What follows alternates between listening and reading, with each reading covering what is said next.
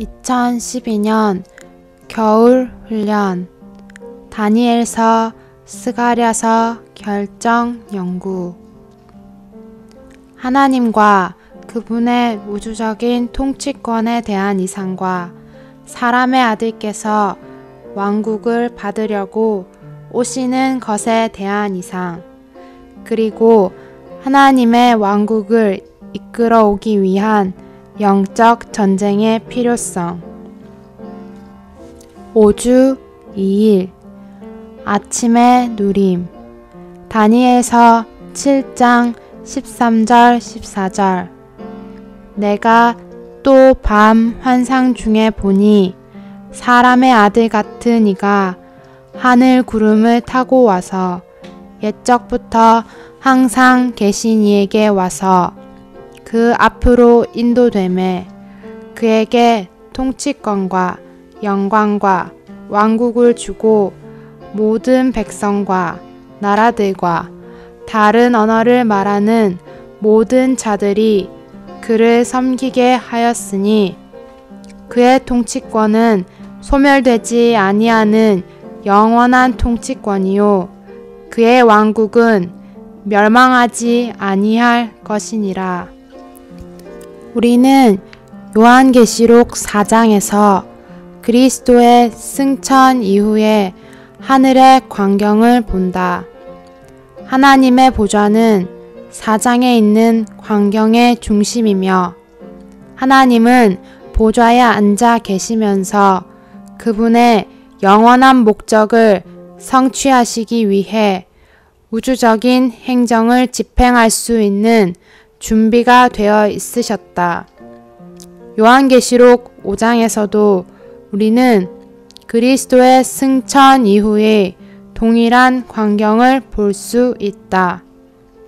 이 광경의 중심에는 자격이 있으신 사자 어린 양이 계신다. 그리스도께 왕국이 주어졌고 모든 백성과 나라들과 각 언어로 말하는 사람들이 그분을 섬겼다. 그분의 통치권은 소멸되지 않는 영원한 통치권이며 그분의 왕국은 멸망하지 않을 왕국이다. 이것이 그리스도의 왕국이고 또한 하나님의 왕국이다. 오늘의 읽을 말씀. 그리스도는 하나님에게서 왕국을 받으신 후에 온 세상을 다스리기 위해 다시 오실 것이다.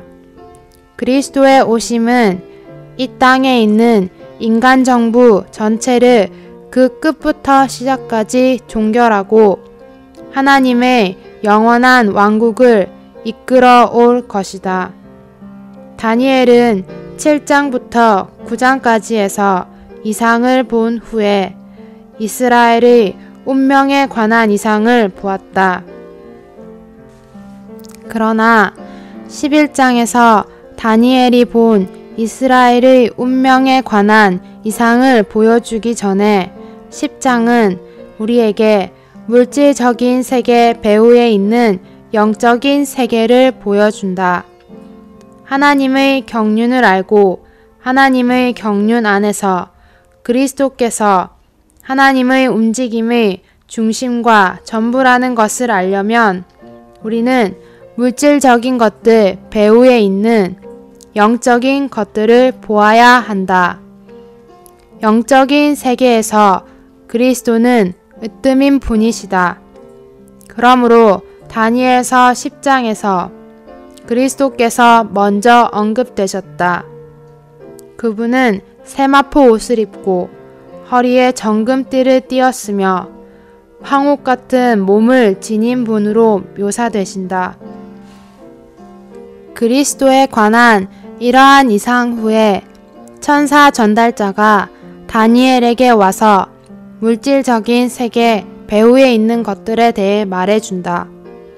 그는 다니엘에게 반역하는 악한 영인 페르시아 왕국의 군주와 싸우고 있었다고 말한다. 그리고 나서 다니엘에게 또 다른 악한 영인 헬라의 군주도 있다고 말했다. 또한 이스라엘을 위해 싸우는 군주인 천사장 미가엘도 있다.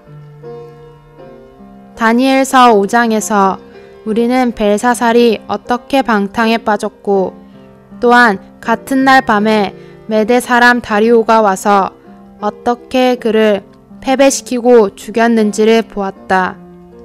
우리는 다리오를 위해 싸우는 영이 있었다는 것을 보지 못했다. 그러나 다니엘서 11장 1절은 내가 또 메대 사람 다리오 원년에 일어나 그를 도와서 그를 강하게 한 일이 있었느니라 라고 말한다. 하늘에 속한 이 전달자가 일어나 다리오를 돕고 강하게 하였기 때문에 다리오는 노인이었지만 매우 강하였다. 바빌론 제국이 하나님께로부터 받은 위임이 이미 성취되었으므로 그 천사 전달자는 다리오를 강하게 하여 바빌론을 패배시키게 했다. 벨사살의 죽음과 함께 바빌론 제국은 하나님을 위하여 또 다른 위임을 수행하는 메데 페르시아 제국이 되었다. 가장 이른 시기에 있던 천사들 중 하나였던 사탄은 샛별, 곧 새벽의 아들로서 우주의 새벽의 하나님에 의해 창조되었다. 사탄은 모든 천사의 머리로 하나님에 의해 임명되었고 후에 하나님께 반역하여 하나님의 대적인 사탄이 되었다. 사탄인 루시퍼는 하나님께 반역함으로 말미암아 하나님께 심판받았다. 이사야서 14장 12절부터 15절까지에서 이사야는 루시퍼를 바빌론 왕인 느부갓네살과 동일시하여 느부갓네살을 사탄의 상징으로 곧 사탄과 하나인 사람으로 간주한다. 이것은 나라들 배후에 있는 사탄의 어둠의 왕국을 밝혀주고 사탄이 나라들의 통치자들과 하나라는 것을 밝혀준다. 추가로 읽을 말씀 다니엘 라이프 스터디 15, 16장